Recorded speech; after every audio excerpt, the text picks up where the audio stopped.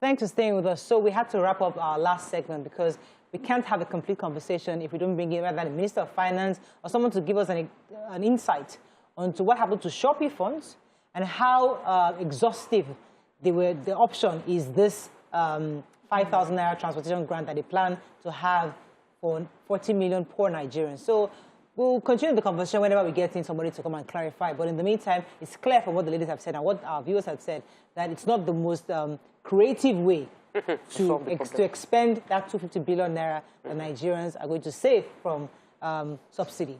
Okay, moving on now to the other segment. Let's talk. We're going to have our guest on the show. His name is Bright Ukwenga. He's an author, speaker, and a life and leadership coach.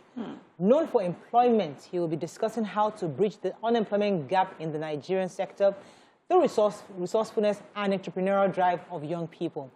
So you can join the conversation by calling us again on 081-270-53687, 091-390-7694. You can also send us messages on YouTube and Facebook. We'd like to hear your thoughts on this. So should I call you UK or Bright?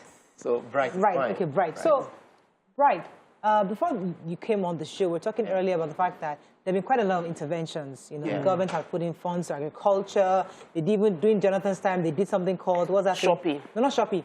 That fund they were giving young people. I can't remember the name. You win. Poverty. You win. God bless you. You know, there's so many things that there's trader money now for traders, you know. Now, in your view, how can young people take advantage of some of these opportunities available by government to become better entrepreneurs and profitable entrepreneurs in Nigerian society? All right. So first, I think that Nigeria's problem is not just about whether we have money or not. Generally speaking, there is an ideological side to our problem. And I've often said to people around me that if we were to distribute money to every single Nigerian in the country today, to tell you how bad the situation is, people will still die scrambling to get that money. All right? So Nigeria's problem is not about whether we have money or we don't have money. It's first and foremost, let's leave the government and think about us as individuals. What's our mindset, all right? Because I've come to realize that if people cannot make money without money, they most likely might not be able to make money even when they have money. All right, so there is a mindset problem that actually needs to be dealt with first and foremost before we talk about interventions here and there. All right, in my book, Wealth Without Capital, I talked about what I call the psychology of progress. All right, and this applies to individuals, it applies to organizations, it applies to institutions and to governments, to nations generally. All right, there is a poverty cycle, there is a prosperity cycle, and these are issues of mindset. A lot of us still have the poverty mindset. This country, I mean, Africa generally, there is the poverty mindset that has plagued us such that regardless of the avalanche of resources that we are exposed to and we have access to, we don't seem to make progress because the mindset is wrong. No, but Bright, when you say avalanche, it sounds like there is plenty resources. So I know that you'll tell me now that it's the poverty mindset that is not letting people see the resources. Can you help those that are, everybody watching now, that is, they are trying to see, what is this man saying? What is the avalanche of resources? What they are saying is avalanche of problem. There's bad road, fuel is expensive, food is expensive, everything is going up. What is the avalanche of resources? Are we missing something? Yes. So basically, what I mean is this. If you talk about the fact that there are problems in the first place, it means there are opportunities. If there is food problem, for example, there are opportunities. All right? So what we would need to do is to shift from a resources thinking to a resourcefulness thinking. How do I solve the problem? How do I get money to solve the problem? If it's getting money to solve the problem, that's a different kettle of fish entirely. All right? But we must be able to think in terms of how to solve the problem, not even creating problems for ourselves in the first place. All right. Okay, Bright. I see Nigerians as being very resourceful. I mean, I find them making the most of, you know, of their situation. Okay. And I see sometimes how government policy, it sort of sabotages that. Yes. And I fear that many times when we come and say to Nigerians, oh, people don't see the opportunities, like we are seeing the opportunities, we are applying ourselves, but somehow our country seems to be putting a stop or, not helping us push that. So my question is, is it really poverty mindset when you acknowledge these problems? Or is caused just by the government? No, it isn't. Okay. No, it isn't. But it becomes poverty mindset. And poverty here, I don't necessarily mean lack of money. When I say poverty, poverty means that you are on a pause, all right? You are on a spot for a long time. You are not making progress. Let's just put it that way, right? Now, it will become a poverty mindset if because of the problem the government is, the stumbling block the government is putting our way, we decide to sit down and cry over it instead of finding a way around it. That's where the problem really is, all right? But yes, the government has to play its part. And maybe I should just mention this. There are 3 things that actually makes for the poverty mindset. The first one is the entitlement. The second is consumption. And the third is survival. Every other thing is within this cycle, right? Now, the place where the government plays its own role is to create an atmosphere that enables progress.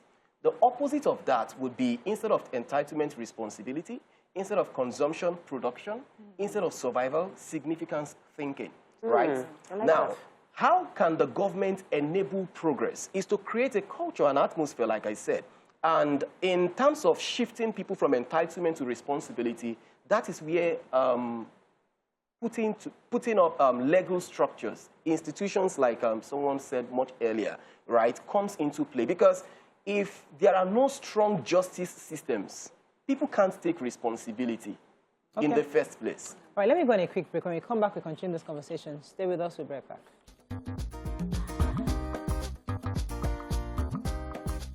Stay tuned. Your View will be right back. Thanks for staying with us. So we're still talking about how do you develop or grow wealth without capital, which is like the average problem a young person says, I don't have money. I can't start a business. My parents are poor. I don't have money. Let me start with that. Let me start with that question. How does a young person grow wealth when there's no capital? Well, first and foremost, we need to realize that it is possible. The mindset has to shift from this is impossible to this is possible. Okay. So if the person doesn't have a positive mindset, there is no amount of sermon you give to him that will change that, all right? So first and foremost, we must realize that it is possible. Secondly, you need to realize that there is capital beyond money, right? If a person can think about capital beyond money, then they realize that these things are really, really, really possible, all right? What are the capital that we have beyond money? Number one, you have heritage capital. Heritage capital talks about whatever your parents afforded you, all right? They gave you education, they gave you exposure, they gave you a good environment to grow up in. That's heritage capital. Secondly, there is intellectual capital. Not everyone has that advantage of a good head start, all right? But then there is intellectual capital.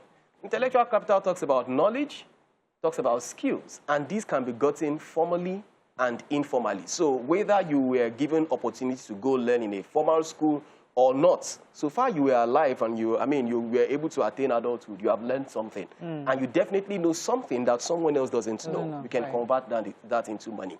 Third, there is relational capital, which is where many people do not really look into, especially the young people of today, right? Everybody is going after money, but we forget that the amount of money you will eventually have is dependent on the amount of human interest you are able to generate. Yeah. So the quality of your network will eventually determine how much money flows into your account. And fourth, there is reputational capital, which has to do with trust. You know, recently I've been talking to young people, and sometimes I have to ask, if you were to start, maybe you don't have money, let's agree you don't have money, but if you were to start maybe a taxify business, how much do you need? How much do you need? Taxify business. Taxify, yes. I need a car. A car. You need a car, yes. You need a car, but you don't have to have a car. Okay. Yes. You need someone to trust what you need, you need someone to trust you with their cars, and that's all. But most people have not built that reputational capital. Some have not even, put a right step forward to help someone else in need, all right? Because they're only thinking of their own needs. They've not solved other people's problems or meet the needs of others enough to earn quality relationships that can bring them the big deals. Please, let's stay on that for a while. Yeah. Because this issue might bring deliverance to many people watching. Many people have needs. It's when they have needs, they reach out and try to find people that can help them. Yeah. And we've not taken that time as we are journeying through our lives to connect with people. It applies to young people. It applies to people of our own age as well. And I wanted you to expand on how you can, anybody watching right now can start building those relationships, not because you are envisaging how it would work for you, but what are the steps anybody can use to connect in a positive way, in a positive and practical way for those watching us right now? All right, so very quickly, first and foremost, what I love to say is that people need to shift from the poverty mindset to the prosperity mindset, because that's really what makes for progress. And every progress you're going to make will be dependent on the quality of decisions that you are making. And to be honest, poverty mindsets affect every one of us, but to different degrees. All right. Now, that said, if you want to build quality relationships, you need to have a long-term view, which means you need to cure yourself of entitlement. You know, to cure yourself of consumption. When you meet people, you don't want to take advantage of them. When you meet people, you don't just want to get something from them immediately. All right? When you meet people also, you're not thinking in terms of survival, just about the immediate needs. You need to have a long-term view. The reason why people will pick up their phones and call you only when they have a need. I mean, someone reached out to me. This was someone that has hardly spoken to me for the past maybe 3-4 years and said she wants to buy a phone. And I'm like, we don't even talk. How am I one of the persons that come up in your mind when you need to buy a phone? I mean, an urgent 2K, as it were. You don't just ask for an urgent 2K. There is this saying that about top of the mind awareness, all right? You know, mind share. I mean, pocket share will always begins with mind share. So you need to start investing in your relationships. First and foremost, I would say people need to position themselves well, all right? Get to where the kind of people you need really are, right? And of course, that would also mean that you value relationships in the first place. Value people well enough to show it to them, that you respect them, that you love them, that you are genuinely interested in them, and you really want to help them make progress. Let me come to Nima. Your thoughts, Okay, so I agree with a lot of things that you've said, because now I have employees. And I wonder how they don't see the life of service and, you know, gaining trust and all of those things. But don't you think that when survival is in front of you, your responsibilities, your dependence, and all of that is in front of you, it's difficult to focus on all the other things that, you know, are laudable that you have mentioned, so that we now start to catch them young rather than catch the people that are already thinking, how do I survive? And they have the responsibility that government should have to provide the enabling environment for others that are dependent on them. All right, so very quickly, I think people need to read the stories of others to understand that their situations are not peculiar. There is no one whose situation is peculiar. If you are hungry, there are 1,000,001 hungry people who have also become successful in whatever they're doing. Think about it. Whatever situation you think you found yourself in, certain other people have found themselves in worse situations. So you can't afford to say, because I need to survive, therefore I will grab everything I can see. There are seasons in our lives where we need to survive. COVID came. We just need to survive COVID. All right? Yes. But it shouldn't make you live for survival. There are two different things. Having to survive a particular season is different from being configured to live for survival. And that's where many people miss it. A lot of people just live for survival. But if you have to survive, it's a different kettle of fish entirely. You see, what you said was quite interesting, because I have a story of a young man. His name is Tijani. He's probably watching right now. And he worked at a company, you know, and in the company, I observed he was a young guy. He was very resourceful. If you need anybody, call Tijani. Do this, wanted to buy gifts for this, somebody, call Tijani. Corporate, everything. Tijani was the most resourceful young man. Then he had to leave. I don't know what happened. He left. And then he called people like me that know him. Okay, I'm starting a company, I'm doing this. And I'm using him today for what I'm doing, because I remember how resourceful he was doing to the company, not even to me. To the company, he was working. I just observed that this guy was so good. So I'm using him now for what I want for my corporate gifts for this season. Fantastic. I'm using his company because he did in his own small space. So he didn't have money. He was responsible. He didn't start a business with money. But because he had relationships, Quality relationships. Quality relationships that he led, that was the capital he used to get this business from me today. So that's an example. Young people, if you're working, if you're an intern, if you're working, honestly, do it well. We can spend an hour talking about interns and the opportunities to build relationships. There are several interns that we have interfaced with in this company that they don't have our number and they cannot call us even after they are gone. And there are those that they came here, spent barely 3 months, but we will remember them every time we see them because they built that good relationship when they had the opportunity. So there's something, you know, we have a lot of people who are coaches now and everybody has a message. And one of the things that young people are hearing now is always ask for money for whatever service you're rendering. You know, you're telling young people, on the one hand, you're saying to young people, just offer your service. Let people know how resourceful you are, how hardworking you are. And then on the other hand, you're saying for whatever it is that you give, you must put a price on it. Don't let people take advantage of it. So how does a young person differentiate between doing their best to show that, you know, by the time I'm ready to earn, I'll be able to earn something, or that I'm being taken advantage of because I'm not asking for money? All right. I think people need to understand here that life is in stages. Right? There is nobody who made it overnight. And the fact that you started doing something, I mean, you just decide to take your your skill, you decide to monetize your skill, does not mean you will start making that huge profit from that first day. You need to build a network of people who know what you can do, who trust your service, who have tasted of it, to the point of having to recommend you to others. And say, see, once I was blind, now I see, courtesy of Bright UK.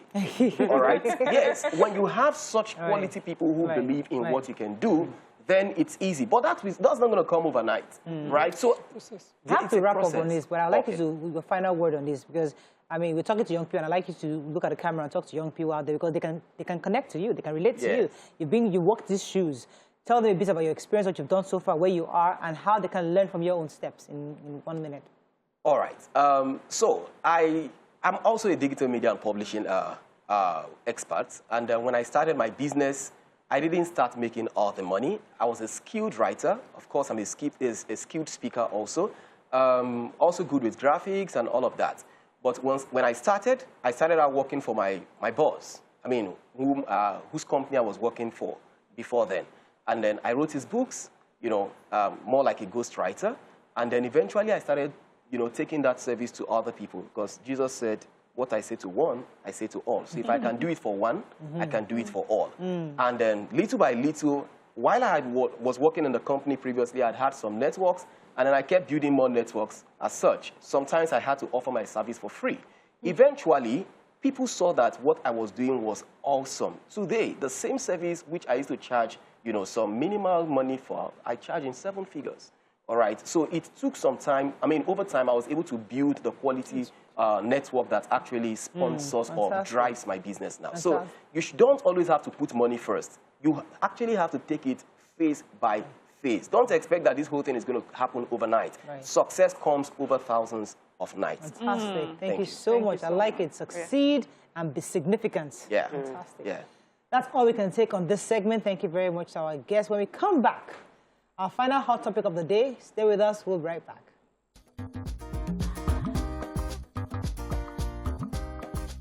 Stay tuned. Your View will be right back.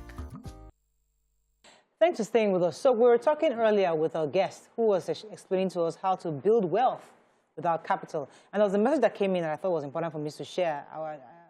He said how I started my printing press. He said he used social capital, which is the people's trust, people's talent, and money.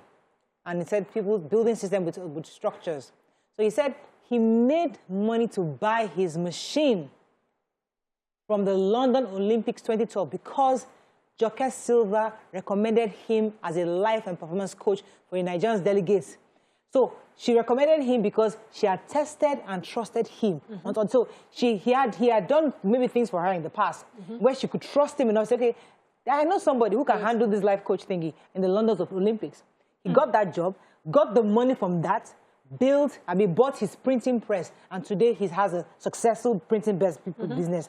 So it wasn't as if his father or mother gave him any money. It was based on the relationship he had built in order to secure that machine. So the point is, no matter where you find yourself, be the best at what you do because somebody is watching. They might not come to you or give you kudos, but they've observed how diligent you are at your work. And this and anything can happen. Opportunity might come where they say, you know what, I know somebody that can actually do this job, and they recommend you. There's also like the way we're raising our children, which is we put a lot of emphasis on schooling, which is good.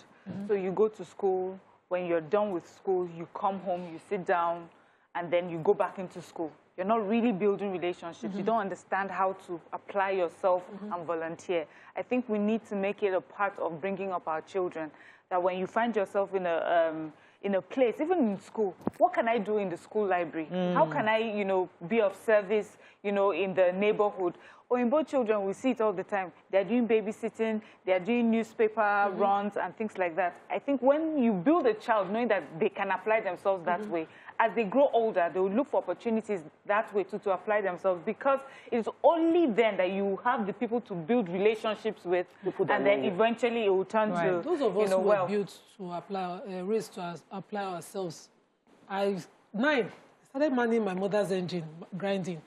If I go to your house, you're having a party as a friend, I don't know how to sit pretty and mind myself business. Before I know it, I'm helping you. I just believe apply yourself wherever you make yourself. My father used to say, make yourself useful. So make yourself useful. But I see the conversation of this entitlement now affecting youth, whose parents live that example. People who see their parents every time. My mom would, at every naming ceremony on our street, be the one to do jollof rice, cook. I used to ask her, are you a cook? She said, I just love to cook. And that person is saved money for caterer.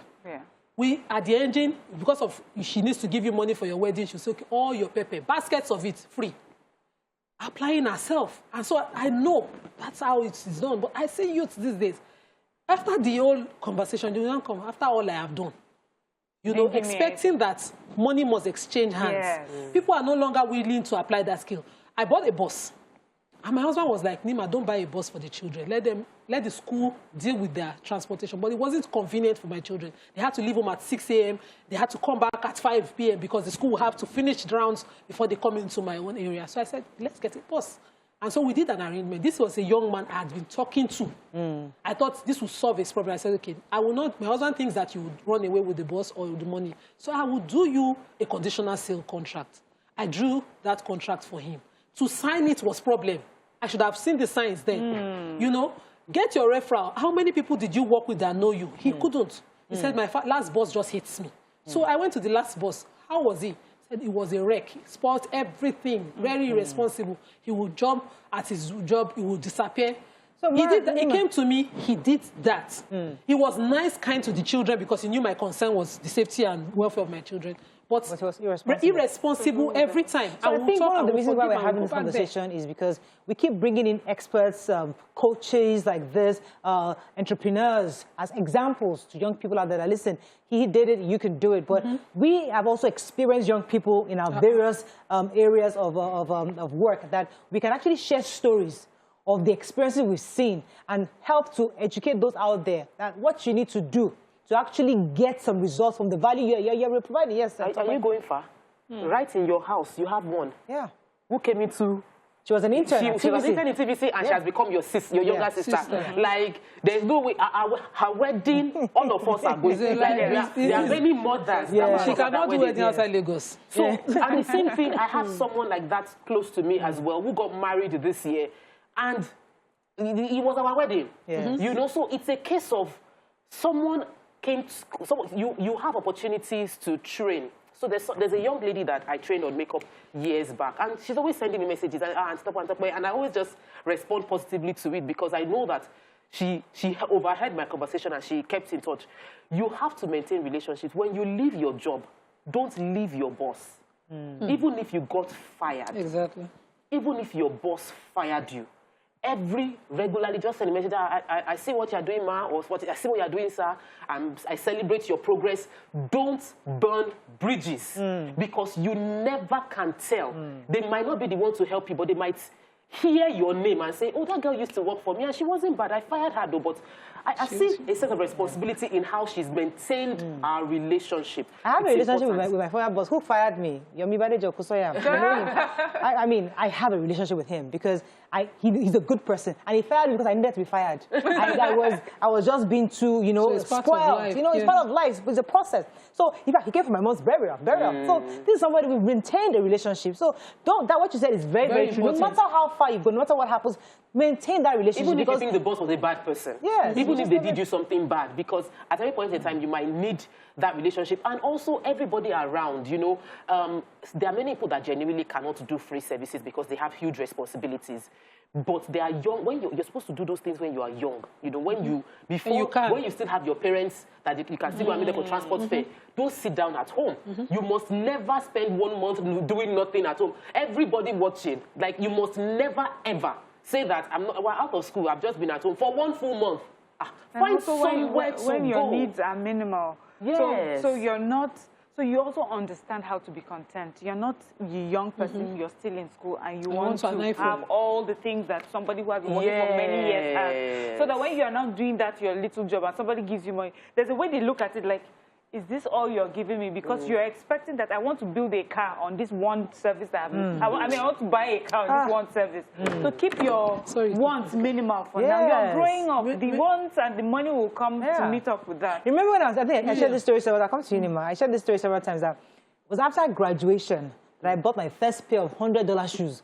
While I was in school, all my friends were wearing $350, $500 shoes, and they were swearing it. We go to party and they're looking so beautiful shoes. I saw it, but now pay less and they go buy my shoes, $20, because I know I am working within my own means. After graduation, when I said I got my pali, I went to go and buy $100 face at Macy's. I never forget those black boots. I was proud fully because. The point is, because as a young person, I realized I couldn't afford that. So I lived within and only within my means. Yes. I remember my driver. You know why I don't want drivers? My driver came, and the first month he came, because I was pregnant, and my husband said, stay. I said no. So he heard the sentiment. They had spoken to him, and he says, okay, I'll drive her if I can get a 2 months upfront salary. My husband did not even think about it, and I was just looking like, Nibo. But the guy got it. So, and he drove me for 1 month and asked for another 2 months up front. And my husband was like, what's the problem? I said, there's problem, family, that's this, everything. And then he got that again. And he had not finished the work. And he asked for another 1 month up front. And this 1 month up front, he did not dare to ask my husband because he knows him. He then helped me tell him, and me that he don't know that behind the scenes, I'm the one that I can't even stand him. I was just like, tell him yourself. And I refused to prepare my husband for the shock of it. So he thought I had finished talking to me, and he went to me. My husband asked him, what do you want the money for? And he had the audacity to say his girlfriend needs a shop. My husband schooled him. That, you have a girlfriend? That's the Nigerian youth of today, and that's how my story with drivers. Let me take this call from Malik. Malik, are you there? I'm here. You're live. Go ahead, please. Yes, good morning all. Good morning. Something that Mariam said about vulture that I wanted to just chip in. Thank you. I wasn't too happy that when she said that she doesn't know how to say this in Yoruba. And I thought that two of you there, Tokwe and you, should have chipped it in. The thing is, Aki Jegun, Aki Fibuboy. That is, we don't kill vulture. We don't eat vulture, and we don't use vulture as a sacrifice. Thank you, Malik. I wanted to help you say it in my language. In my own language, but I don't hear Yoruba. I wanted to say it so today, I mean, the show wrapping up very simple. It's important we have this conversation because of young people who look up to us. And it's important they also know we came from somewhere. You know? Yeah. Right? I think that even apart from young people, even us, even people that are old, even people that are adults, also need to understand that life rewards your productivity.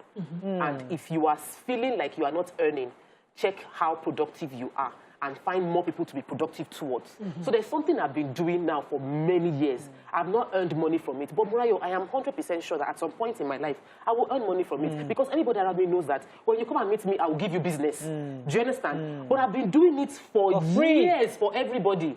You have an idea, I will sit down with you, I will turn it into a business. But I've not earned from it. But I've been building it around everybody. Probably, and it's opening the doors of speaking engagements. Yes. You understand? It's opening doors of speaking engagements, and I'm earning money from that too. But most of the time, we're putting that up front, like, I need to create a consultancy from this thing and be collecting money. No, you don't need to. You just need to do it and keep doing it and keep doing it. And then at a point in time, you won't even know when somebody will offer you to pay you for what you just done. Or you would sow that seed and it works for somebody and they will come back and I want us to go back to something you said earlier. You said, you shouldn't stay at home for a whole month. Do something. What does something mean? If you can, let us help Nigerians here. What does something mean? Is it go and work at McDonald's or go and clean up somewhere? Sorry, what's the one here? Mr. Biggs or something. You go and work in Nigeria. I'm just saying that. What does do something mean? Nigeria. Okay, like in my neighborhood, there's a bookshop in my neighborhood, and they got to me and said, we take boys, my children, my son's age, during the holiday to come out. I was so excited about that. I've been wanting to do like a little thing for children in the neighborhood to come and read during the holidays instead of watching TV. And I've been talking to that bookshop, create a place where they can come to read. If that bookshop should have a couple of people saying that they will come and watch those children, they will do that. Fantastic. You need to do, sometimes we have parents take children to school. When in the UK, I used to notice that some people will come, they'll bring children from the neighborhood to school, and then they will take them back. If we had one young person who can do that for parents that live in that area, there are just so many things. But what we're thinking of is the money first. Then how much would that bring me? But if we're not thinking how much would that bring me, how can I solve this problem? There's a problem here, how can I solve it? That's where you find that. So that's something you can do.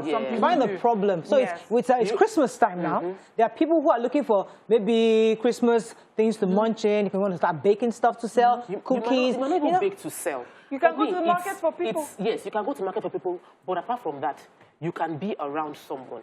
So I know that I have an office. You have services you want somebody to help you with. If somebody comes and say, is there anything I can help you do? Let me just be around you. You might first feel like I don't need the person, but the next day the person carries your bag. The next somebody says, can you please just reply this message for me? So the person will start adding value to you.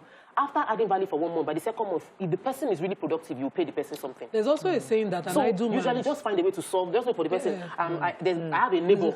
What can I do for you? Can I wash your car? Can I clean your... Can you do something? They are past the stage where they even do that now. So what my parents would say, a mind is a terrible thing to waste. And when I was unemployed, after I had my daughter, I would gather my neighbor's children, put them to English classes. I did that, targeting their exams for free. My neighbors can, and I get the benefits because when I was down, all my neighbors worried. And so from there, I started, one of them had a skill. She would sew, she's a nurse, I started friending her so that I would pick up skills from her. I learned bead making. I made a post, I boast about it. But you don't sit down idle. You're not reading, you're not engaging yourself, and you're happy. It's not one possible. of our problems. So there was a time when we used to say, tailor. I'm not a tailor. I'm a fashion designer. I'm not a carpenter. I'm a furniture maker. So we were looking down at those labor jobs. Stop looking. Everything is important. Every job has to be productive. Okay, we have to wrap up. I think generally what we're saying is that we didn't want to just leave the conversation because we realized that we can actually help people who are watching to encourage their children. And if you're a young person watching, encouraging you this morning to pick up something to do. Be productive. That you be very productive because he has told us, succeed and be significant. So when you stay around people, be significant. Be there for a reason. Be there for a purpose. Don't just be there because you're just there. Be significant to that person. And that's how people recommend each other. And before you know it, you find your own space in this whole scheme of things. That's all we can take on the show today. We want to talk about Alhaji Lai Mohammed, but we'll leave it for tomorrow. We're waiting for details. We'll see you. We're waiting for details. Okay, so let me rephrase it, Nima. The hot topic concerning the Honorable Minister of Information and Culture is very hot, but we'll wait for the white paper to come out first before we now have a robust conversation. Have a great day. We'll see you tomorrow. Bye for now.